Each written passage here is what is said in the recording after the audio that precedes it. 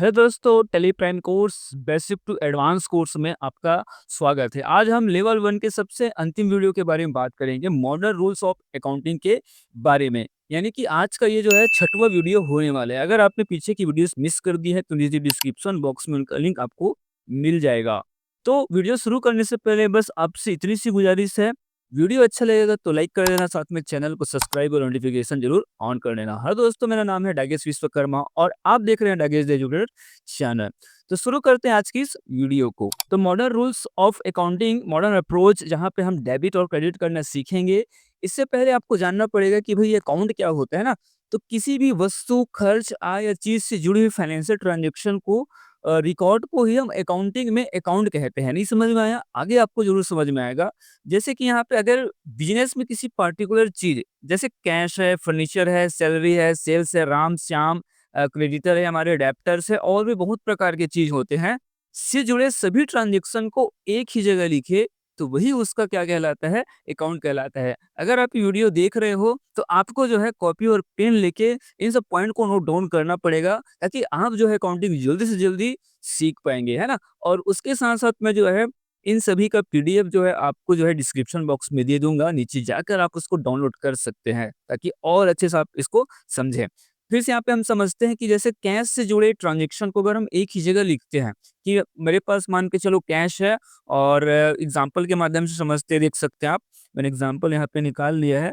अब हम यहाँ पे देखते हैं कि भाई मेरे पास कैश का जो शुरुआत में जो बैलेंस है, मतलब 1/4/25 को मेरे पास जो है 1000 रुपये नगद है ना। मैंने 2 तारीख को क्या किया, भाई मेरे मोबाइल का रिचार्ज खत्म हो गया था ना, तो मैंने 299 का रिचार्ज करवा लिया। मुझे घर वाले ने बोला बेटा इलेक्ट्रिसिटी बिल भी पे कर दे, तो मैंने 500 रुपये बिल भी पे कर दिया, है ना। और मैंने किराएदार को, दुकान जो मैंने किराया दिया था, मैंने उसको फोन लगा कि भैया कब पैसा दे रहे हो, तो उसने मुझे 2000 रुपये रेंट दिया, है ना। और उसके बाद मैंने किसी से काम करवाया था, तो मैंने उसको कमीशन पेड किया। ठीक है। तो इस प्रकार से मेरे कैश का जो अंतिम बैलेंस है वो कितना हो गया? 1701 रुपये, है ना। तो इसी चीज को स्टेप बाय स्टेप, है ना, मैनेज करना, इन सब रिकॉर्ड्स को रखना ही अकाउंट कहलाता है। तो यहाँ पे अकाउंटिंग में हर एक अकाउंट से जुड़े जो है रिकॉर्ड है, उनको हम जो है एक ही जगह व्यवस्थित तरीके से लिखते हैं। चाहे मेरे क्रेडिटर हो, चाहे मेरे डेप्टर हो, जिसको मैं उधार में वस्तु बेचता हूँ, है ना, मैंने उसको जो है 10 ट्रांजेक्शन उसके साथ किए, तो स्टेप बाय स्टेप हमको लिखना पड़ता है, और अंत में हम उसका बैलेंस निकाल सकते हैं। तो यही अकाउंट होता है। अब उसके बाद देखो, अब आपको ये भी आना चाहिए ना, हम अकाउंट जान लिए, तो भाई टैली में जब तक ये नहीं जानेंगे कि इसको डेबिट करेंगे, किसको क्रेडिट करेंगे, तब तक आप जो है अकाउंटिंग में कच्चे मास्टर रह जाएंगे। तो आपको पक्का मास्टर बनना है तो वीडियो को ऐसे जरूर देखना। अब हम आगे चलते हैं, हम अकाउंट्स के बारे में जानते हैं कि भाई ये कितने प्रकार के अकाउंट टाइप होते हैं। तो यहाँ पे देख सकते हो, असेट्स होते हैं, लाइबिलिटीज है, एक्सपेंस और लॉस है, और इनकम और प्रॉफिट है, और ये कैपिटल और ड्राइंग्स कह सकते हैं हम इसको ना। मतलब टोटल 5 कैटेगरी है। ठीक है। जैसे कोई व्यक्ति है, मतलब दुनिया भर में व्यक्ति है, उनका कोई ना कोई तो ब्लड ग्रुप होगा ना, तो कुछ ब्लड ग्रुप के ऊपर पूरे दुनिया भर के व्यक्ति को बांट दिया गया है। वैसे टेली में जितने भी अकाउंट बनेंगे, वो कोई ना कोई इन अकाउंट्स ग्रुप में ही आप आएँगे, और उसी से डेबिट और क्रेडिट निकलेंगे। तो सबसे पहले क्या है? असेट। तो हम ये असेट को जानते हैं कि भैया ये असेट क्या होता है? तो असेट का मतलब संपत्ति होती है। तो ऐसी चीज़ें जिनका फ़ायदा हमें भविष्य में मिलेगा, है ना? जिसको हम क्विकली, मतलब बहुत जल्दी जो है उसको कैश में कन्वर्ट कर सकें, जिसको हम बेच सकें और वहाँ से हम उसको कैश में कन्वर्ट कर सकें। ठीक है? समझ में नहीं आ रहा है? एग्ज़ाम्पल से समझिए। जैसे है, बिल्डिंग है, मशीनरी है, कैश है और बैंक है ना? ये सब जो क्या है, जैसे मेरे पास बिल्डिंग है, भई मेरे पास बिल्डिंग है, तो भई मैं इसको किराए में दे सकता हूँ, किराए में देके मैं भविष्य में पैसा कमा सकता हूँ कि नहीं कमा सकता, है ना? मेरे पास कैश रुपया है, तो कैश तो हम तुरंत दे देते किसी को, है ना? और कैश तुरंत प्राप्त कर लेते हैं। और बैंक, बैंक में जो मेरा पैसा है, वो भी हमारा असेट होता है भई। मेरा असेट मतलब क्या? जिसका मैं उपयोग कर सकूँ, जिसका मैं फ़ायदा उठा सकूँ। इसी प्रकार मेरे पास अगर कंप्यूटर है व्यापार में, है ना? तो कंप्यूटर है, इसका मतलब क्या है? मैं उसका उपयोग कर सकता हूँ, ज़रूरत पड़े तो मैं उसको बेच सकता हूँ, बेचने पे मेरे पास जो है पैसा आ सकता है। मेरे पास मशीन है जिसका मैं उपयोग करता हूँ, और उसका उसका उपयोग करके जो है हम यहाँ पर प्रोडक्शन का कार्य करते हैं। तो भई भविष्य में फ़ायदा मिल रहा है कि नहीं मिल रहा है ना? तो ये असेट्स होते हैं, जिनका भी भविष्य में फ़ायदा मिलता है, जिसको हम कैश में कन्वर्ट कर सकते हैं, ठीक है? उसके बाद आते हैं लायबिलिटीज़। वो रकम जो हमें किसी दूसरे को चुकाएँगे, है ना? मतलब बिज़नेस का जो बकाया है, बिज़नेस की जो ज़िम्मेदारी है, बिज़नेस का जो दायित्व है, उसको हम लायबिलिटीज़ बोलते हैं। जैसे आपके पर्सनल लाइफ़ में भी कुछ लायबिलिटीज़ होंगे ना, जैसे कि बिज़नेस के लिए क्या है, अगर हमने किसी से लोन लिया होगा ना, तो लोन क्या बोलेंगे भैया? लोन लायबिलिटी है कि हमारा एसेट है?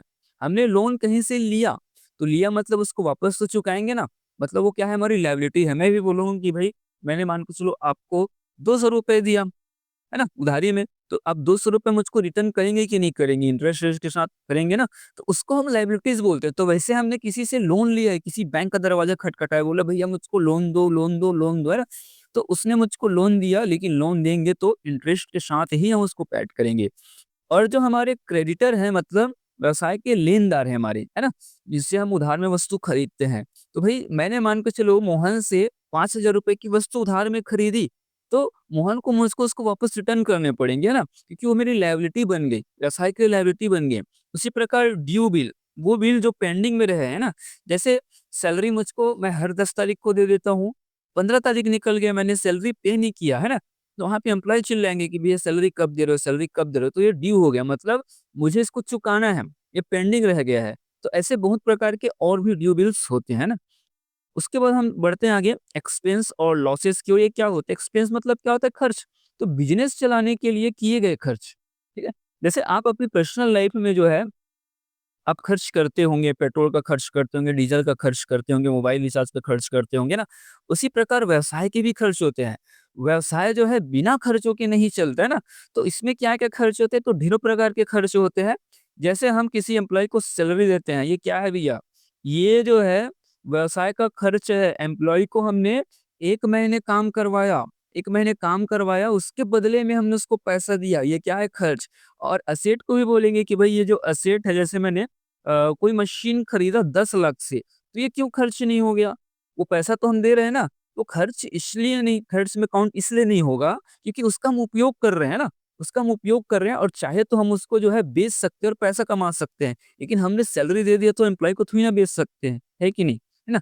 उसी प्रकार हम रेंट दे रहे हैं ना, किराया दे रहे हैं दुकान का, फैक्ट्री का, वो हमारा एक्सपेंस है। हम इलेक्ट्रिसिटी बिल पे कर रहे हैं, एक्सपेंस है। हम वस्तु खरीद रहे हैं, एक्सपेंस है वो, ठीक है? उसके बाद हम आते हैं इनकम्स की ओर। अब बिज़नेस को मिलने वाली कमाई, कोई भी बिज़नेस क्यों करता है? कोई भी किसी काम को क्यों करता है? इनकम या प्रॉफ़िट के लिए। तो बिज़नेस क्यों किए जाते हैं? कमाई के लिए या प्रॉफ़िट के लिए करते हैं ना। तो देखो क्या होता है, सेल्स, अगर मैं कोई वस्तु बेचता हूँ, तो भई मेरी वो क्या कहलाती है? इनकम है, मेरी वो क्या है? रेवेन्यू है ना? उससे मैं पैसे कमाता हूँ, प्रॉफ़िट कमाता हूँ। तो सेल्स जो है वो इनकम का पार्ट होता है ना। जैसे मैंने ₹10 की वस्तु खरीदी, ₹15 में बेच दी, ₹5 की इनकम हो गई, है ना? रेंट रिसीव्ड, हमें किराया प्राप्त हुआ, तो वो हमारी क्या है? इनकम है। कमीशन रिसीव्ड, मैंने किसी का काम कर दिया, उसके बदले मुझको कमीशन मिल रहा है, तो वो भी हमारे क्या है? इनकम है। और ऐसे भी ढेरों प्रकार के इनकम हो सकते हैं। तो इनकम वो कि जैसे हमने कोई काम किया, जैसे सेल्स किया, या हमने दुकान किराए में दे दिया, या हमने किसी के लिए काम किया, है ना? या हमने उधारी में पैसा दे दिया, तो उसके बदले में हमको इंटरेस्ट आ रहा है। तो इनको हम क्या बोलते हैं? इनकम। उसको क्या बोलते हैं हम? इनकम। जैसे मैंने आपको पहले ही बताया कि कोई आदमी जो है आइडेंटिटी की नौकरी करता है, तो उससे जो सैलरी मिलती है वो इनकम है। वैसे बिज़नेस तो भी हम करते हैं ना पैसा कमाने के लिए, तो जिन-जिन माध्यम से हमको पैसा आता है वो हमारी क्या कहलाती है? इनकम कहलाती है, ठीक है? उसके बाद कैपिटल, तो मालिक द्वारा बिज़नेस में लगाया गया धन या पैसा को ही हम कैपिटल बोलते हैं। मतलब ओनर जो है पैसे इन्वेस्ट करते हैं बिज़नेस में, उसको कैपिटल बोलते हैं। तो इसको आपको ज़्यादा समझाने की आवश्यकता नहीं है, इसको आप जल्दी से अब समझ गए होंगे, ठीक है? आगे बढ़ते हैं इसके जैसे कैपिटल और ड्राइंग्स, है ना? कैपिटल और ड्राइंग्स को जो है हम कैपिटल में ही डालेंगे, है ना? अगर मान के चलो 2 प्रोप्राइटर हैं, प्रोप्राइटर का अकाउंट यहाँ पे आ जाता है ना? साझेदारी वाली बिज़नेस है, पार्टनरशिप वाली बिज़नेस है, ड्राइंग्स हैं, ये सभी कैपिटल अकाउंट के अंतर्गत हम इसको रखते हैं, ठीक है? अब आगे बढ़ते हैं, अब आपको एक्सरसाइज़ यहाँ पे करनी होगी, आपको अकाउंट टाइप पहचानना पड़ेगा, तभी आप जो अकाउंटिंग में यहाँ पे मास्टर बन सकते हो और बेसिक टू एडवांस लेवल तक आप जा सकते हो। घबराइएगा नहीं, मैं आपको बताने वाला हूँ, ठीक है? सबसे पहले देखो अकाउंट टाइप सैलरी पेड। हमने किसी को सैलरी पेड करी तो बताइए क्या होगा? इनकम होगा, एक्सपेंस होगा कि कैपिटल होगा? हमने किसी को 1 महीने काम करवाया, उसके बदले में 8 से 10,000 हम उसको दिए हैं, तो हमारा क्या है? वो एक्सपेंस है ना? वो हमारा क्या है? एक्सपेंस में आएगा, ठीक है? उसके बाद सेल्स हमने करी, तो सेल्स हमारा क्या है? तो ₹10 की मैंने वस्तु खरीदी, ₹20 में बेच दिया, ₹10 कमा लिया ना, तो मेरी क्या है? वो इनकम है, यानी कि प्रॉफिट है, ठीक है? उसके बाद हमारे जो क्रेडिटर्स हैं, हमारे जो लेनदार हैं, जिनसे हम उधार में वस्तु खरीदते हैं। मैंने राजेश हार्डवेयर से 50,000 रुपए की वस्तु उधार में खरीदी। अब बताइए 50,000 लेके क्या हम भूल जाएँगे? नहीं, 7 जन्म तक नहीं भूलने देगा हमको वो। तो ये हमारी क्या है? लायबिलिटीज़, हमारी ज़िम्मेदारी बन गई ना, क्योंकि हमें पैसा देना है। रेंट पेड, मैंने जो है दुकान 1 माह उपयोग किया और मैंने 3,000 रुपए किराया दिया, तो बताइए क्या है? ये मेरा एक्सपेंस है ना? ये व्यवसाय का एक्सपेंस कहलाता है। हमने यहाँ पे व्यवसाय के लिए कंप्यूटर खरीदा।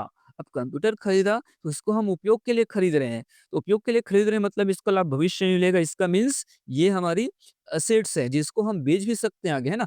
कैपिटल तो भैया कैपिटल है ये फिर, है ना?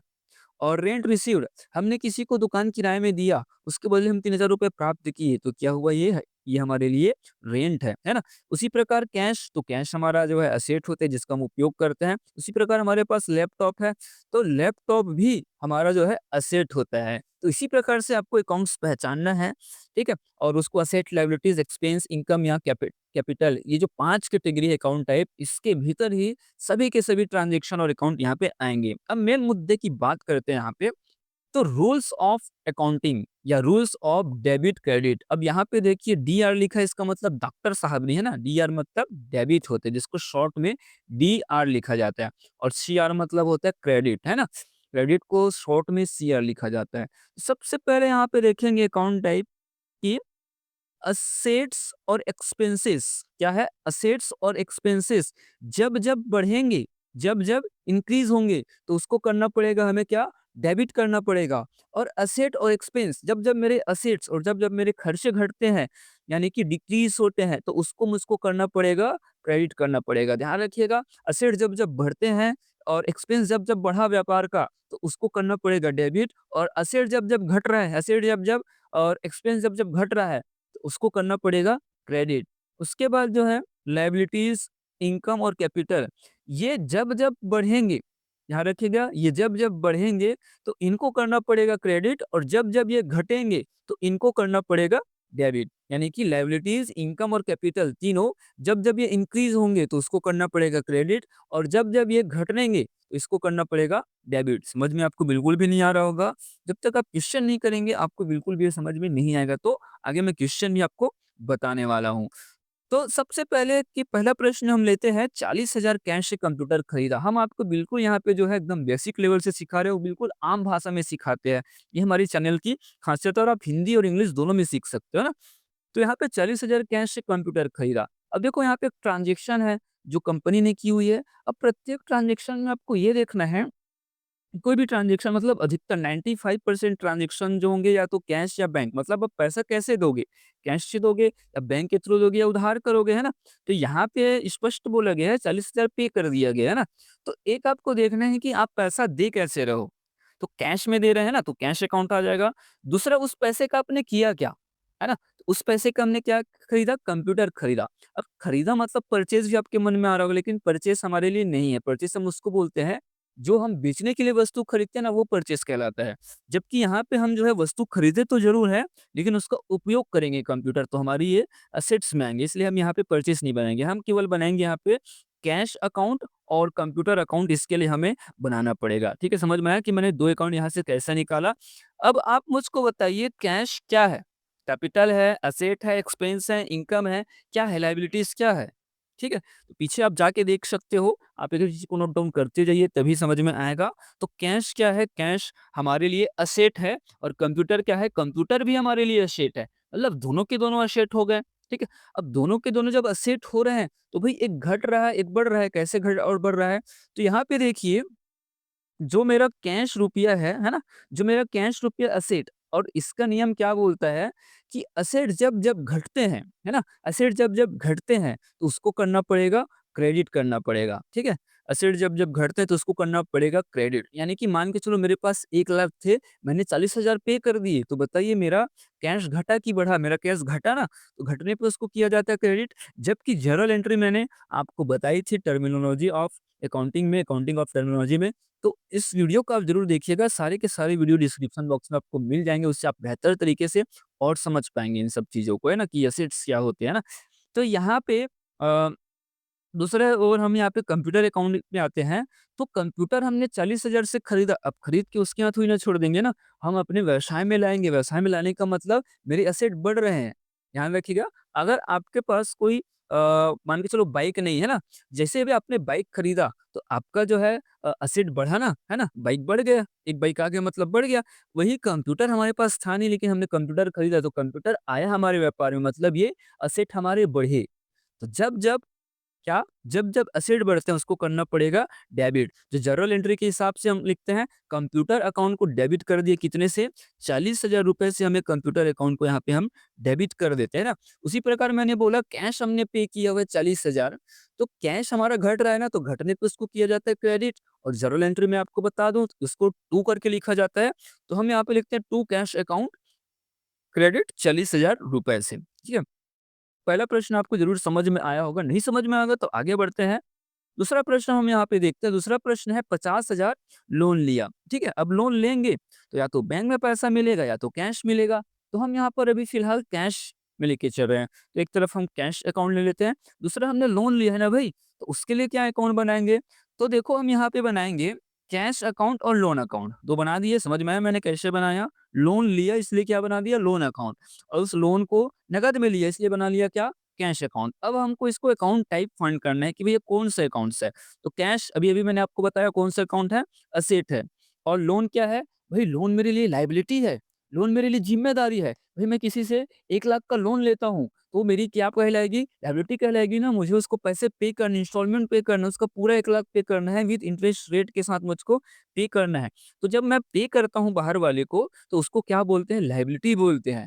ठीक है? तो कैश हमारा क्या है? एसेट है, और लोन हमारा क्या है? लायबिलिटी है। अब यहाँ पे देखते हैं कैश का, तो 50,000 लोन लिया, मतलब यहाँ पे जो है कैश हमारे पास आ रहे हैं। आ रहे का मतलब जो है हमारा कैश का बैलेंस बढ़ रहा है ना? हमारा कैश का बैलेंस क्या हो रहा है? बढ़ रहा है। तो भई जब एसेट जब जब बढ़ते हैं तो उसको क्या करना पड़ता है? डेबिट करना पड़ता है ना? तो कैश अकाउंट को हम करेंगे क्या? डेबिट। कितने रुपए से? 50,000 रुपए से, समझ में आया? एसेट जब जब बढ़ते हैं तो उसको करना पड़ेगा डेबिट, और एसेट जब जब घटते हैं उसको करना पड़ेगा क्रेडिट। तो यहाँ पे मेरे कैश का बैलेंस क्या हो रहा है? बढ़ रहा है ना? इसीलिए कैश अकाउंट को आपको करना पड़ेगा डेबिट 50,000 से। दूसरी ओर यहाँ पे लोन अकाउंट, उसको देखते हैं हमारी लायबिलिटी है, और हमारी लायबिलिटी जब जब बढ़ती है तो उसको करना पड़ता है क्रेडिट। ध्यान रखिएगा, हमारी लायबिलिटी जब जब बढ़ती है तो उसको करना पड़ता है हमको क्या? क्रेडिट। तो यहाँ पे हम क्रेडिट को कैसे लिखते हैं? टू में लिखते हैं। तो टू लोन अकाउंट क्रेडिट कर देंगे। माफ कीजिएगा, यहाँ पे जो है 40,000 गलती से हो गया है, दरअसल ये 50,000 होगा, है ना? तो यहाँ पे थोड़ा-सा गलतियों पे आप ध्यान ना दें, ये 50,000 रुपया होगा। तो यहाँ मेरी लायबिलिटी बढ़ी, 50,000 का मेरे पास जो है यहाँ पे कर्जा आ गया, है ना? 50,000 की मेरे पास लायबिलिटी आ गई है। आप अगर किसी से लोन नहीं लिए हो तब तक आपको कोई आपके पास लायबिलिटी नहीं, आप निश्चिंत हैं। लेकिन अगर आपने कहीं से लोन ले लिया, तो हर महीने आपको इंस्टॉलमेंट पेड करना पड़ेगा। ठीक है? समझ में आया? तीसरे प्रश्न की ओर आगे बढ़ते हैं। ऑनर ने बिज़नेस में 1 लाख रुपए लगाया, ठीक है? अब ऑनर ने 1 लाख से क्या किया है? व्यवसाय को शुरू किया है। तो ये क्या हो सकता है देखते हैं। तो यहाँ पे क्या अकाउंट बनाएँगे सबसे पहले ये तो। तो 1 लाख लगाया, तो लगाया कैसे भई फिर? तो लगाया उसने, मान के चलो कैश से लगा दिया, और ऑनर ने लगाया है ना, तो ऑनर के लिए कौन से अकाउंट बनाते हैं? कैपिटल अकाउंट बनाते हैं। तो यहाँ पे देखिए 2 अकाउंट क्या-क्या होंगे? एक कैश अकाउंट होगा और कैपिटल अकाउंट होगा, ठीक है? अब फिर से देखते हैं कि भई ये कैश अकाउंट क्या है? तो कैश कंपनी के लिए एसेट है, और कैपिटल अकाउंट क्या है? तो कैपिटल जो है कैपिटल है, ठीक है? बिज़नेस में लगाया गया पैसा ही कैपिटल कहलाता है। तो यहाँ पे एक तरफ एसेट है और एक तरफ क्या है? कैपिटल है। अब हमको ये देखना है कि एसेट यहाँ पे बढ़ रहे हैं कि घट रहे हैं। ध्यान रखिएगा, व्यवसाय जब शुरू करते हैं, मतलब हम टेली में जब कंपनी बनाते हैं, इससे पहले मैंने आपको कंपनी बनाना सिखाया है। तो यहाँ पे जब हम कंपनी बनाते हैं तो उस न्यू कंपनी में कोई भी ट्रांज़ैक्शन नहीं हुआ होता है, मतलब वो कंपनी पूरा का पूरा शून्य होता है, ज़ीरो होता है ना? मतलब उस कंपनी के पास पैसा होता ही नहीं है। तो उसके बाद जो है अगर ओनर ने लगाया 1 लाख, तो कंपनी के पास पैसा आ रहा है, मतलब कंपनी का जो एसेट बढ़ रहा है ना, कंपनी के पास कैश आने का मतलब क्या है? कैश में इंक्रीमेंट होना, एसेट का बढ़ना। तो यहाँ पे एसेट बढ़ रहा है ना? असेट यहाँ पे इंक्रीज हो रहा है, तो जब जब असेट बढ़ते हैं तो उसको करना पड़ता है डेबिट, इसलिए यहाँ पे कैश अकाउंट डेबिट होगा। दूसरी ओर कैपिटल, तो कैपिटल यहाँ पे जब जब बढ़ेंगे, यहाँ पे देखो कैश भी बढ़ रहा है, कैपिटल भी बढ़ रहा है, तो यहाँ पे कैपिटल जब जब भी बढ़ता है तो उसको करना पड़ता है क्रेडिट। तो यहाँ पे हमको करना पड़ेगा कैश अकाउंट को डेबिट करना पड़ेगा 1 लाख से। और टू यहाँ पे ध्यान देगिएगा, माफ कीजिएगा, यहाँ पे जो है लोन अकाउंट हो गया है, जबकि ये कैपिटल अकाउंट है ना, ठीक है, कैपिटल अकाउंट कहलाएगा ये, ठीक है। तो कैपिटल अकाउंट 1 लाख रुपए से यहाँ पे क्रेडिट हो जाएगा, क्योंकि यहाँ पे कंपनी की कैपिटल बढ़ रही है, तो जब जब कैपिटल बढ़ती है ना, जब जब कैपिटल बढ़ती है तो उसको करना पड़ता है क्रेडिट, ठीक है। फिर हम आगे बढ़ते हैं, अब हम यहाँ पे अगले प्रश्न की ओर बढ़ते हैं। 2,000 रुपये रेंट दिया, तो यहाँ पे देखिए हम फिर से कैश का भी उपयोग करते हैं कि मैंने 2,000 रुपये कैश के तौर पे रेंट पे किया हुआ है, और मैंने क्या किया हुआ है, रेंट पे किया हुआ है। तो यहाँ पे हम बनाएंगे क्या, एक तरफ बनाएंगे हम कैश अकाउंट और दूसरी ओर बनाएंगे हम क्या, यहाँ पे रेंट पेड अकाउंट हमको यहाँ पे बनाना पड़ेगा। तो यहाँ पे कैश क्या है हमारा, कैश फिर से हमारा क्या है, एसेट, ये आप लोग जानते ही हो। और रेंट क्या है हमारा, ये एक्सपेंस है ना, हम दुकान उपयोग करते हैं, उसके बदले में हम 2,000 रुपये दे रहे हैं ना, तो हमने उसका सर्विस उपयोग किया, उसके बदले में हमने पैसा दिया, तो हमारा क्या कहलाता है, ये एक्सपेंसेस कहलाता है। अब फिर से हम इसका डेबिट और क्रेडिट रूल में आते हैं। तो जब जब जो है असेट घटते हैं तो उसको करना पड़ता है क्रेडिट, और जब जब एक्सपेंस बढ़ते हैं, है ना, तो उसका करना पड़ेगा डेबिट। तो यहाँ पे कंपनी का जो है खर्च बढ़ रहा है ना, कंपनी का खर्च बढ़ रहा है, तो आप बोलते हैं ना मेरा खर्च बढ़ रहा है, मेरा खर्च बढ़ रहा है, तो भाई जब जब खर्च बढ़ते हैं तो उसको करना पड़ता है डेबिट। तो यहाँ पे हम करेंगे क्या, रेंट पेड अकाउंट को डेबिट कर देंगे 2,000 रुपये से। उसी प्रकार अगर मैंने यहाँ पे कैश पे किया हुआ है, तो मेरा जो कैश है वो घट रहा है ना, तो घटने पे उसको किया जाता है क्या, क्रेडिट किया जाता है। जैसे मेरे पास 10,000 थे, उसमें से मैंने 2,000 रुपये रेंट पे कर दिया, तो कैश का बैलेंस मेरा घट रहा है ना, तो घटने पर मतलब जब जब कंपनी के असेट घटते हैं तो उसको करना पड़ता है क्रेडिट। यहाँ पे हम क्या करेंगे, कैश अकाउंट को यहाँ पे कर देंगे क्रेडिट 2,000 रुपये से। अब हम चलते हैं 5वें प्रश्न की ओर। 2,000 रुपये कमीशन बैंक अकाउंट में मिला। अब आप बोलोगे सर ये कैश कैश कैश देखते देखते ना दिमाग पक गया है, अब आप बैंक अभी बता दो कि बैंक के थ्रू अगर ट्रांजेक्शन हो रहा है तो कैसे हम इसको जो है डेबिट और क्रेडिट निकालेंगे। तो बिल्कुल मैं आपको बता रहा हूँ। तो यहाँ पे हम क्या करेंगे, अब बैंक में पैसा मिला है ना, तो हम क्या लेंगे, एक तरफ हम ले लेंगे बैंक अकाउंट, ठीक है। और हमको वो पैसा क्यों मिला है, कारण, तो हमें क्या मिला है, कमीशन। तो हम क्या करेंगे, यहाँ पे एक बैंक अकाउंट लेंगे और एक कमीशन का अकाउंट लेंगे। अब हमको बैंक को देखना पड़ेगा कि भाई ये बैंक अकाउंट क्या होता है, किसमें आता है। तो बैंक जो होती है वो हमारे असेट में आते हैं ना, तो बैंक हमारी असेट है, और कमीशन जो मुझको मिल रहा है वो क्या है, वो मेरे लिए इनकम है। मैंने किसी का जो काम है कमीशन बेस पे कर दिया। मान के चलो मैंने किसी का काम जो है कमीशन बेस में किया, मैंने किसी को जो है 50,000 रुपए सेल का ऑर्डर दिलवा दिया किसी से, तो वो मुझको कमीशन देता है, तो वो मेरी क्या कहलाती है, इनकम कहलाती है। अब फिर से हम यहाँ पे डेबिट और क्रेडिट रूल में आते हैं।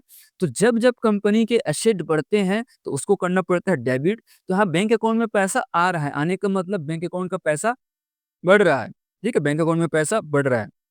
तो मैंने आपको बताया बैंक हमारी क्या है, असेट, तो असेट जब जब बढ़ते हैं तो उसको करना पड़ता है डेबिट।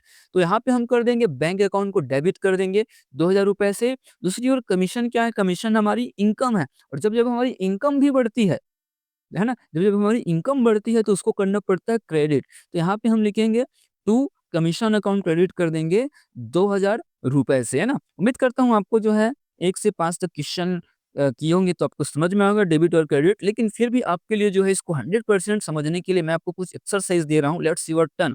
आप इसको फटाफट वीडियो को पॉज कीजिए और इसका स्क्रीनशॉट लीजिए, और इसका कम से कम एक प्रश्न का मुझको जो है कमेंट कीजिए, डेबिट और क्रेडिट करके बताइए कि कौन डेबिट होगा और कौन क्रेडिट होगा। तो आप बेहतरीन तरीके से अकाउंटिंग और जल्दी से सीखेंगे। तो कमेंट करना भूलिएगा नहीं। अगर वीडियो पसंद आया तो लाइक जरूर करना है आपको, और आगे आने वाली वीडियोस के लिए हमारे इस चैनल को सब्सक्राइब करना है, और साथ में नोटिफिकेशन का बेल जरूर आपको ऑन करना है, दोस्तों के साथ शेयर जरूर कर देना।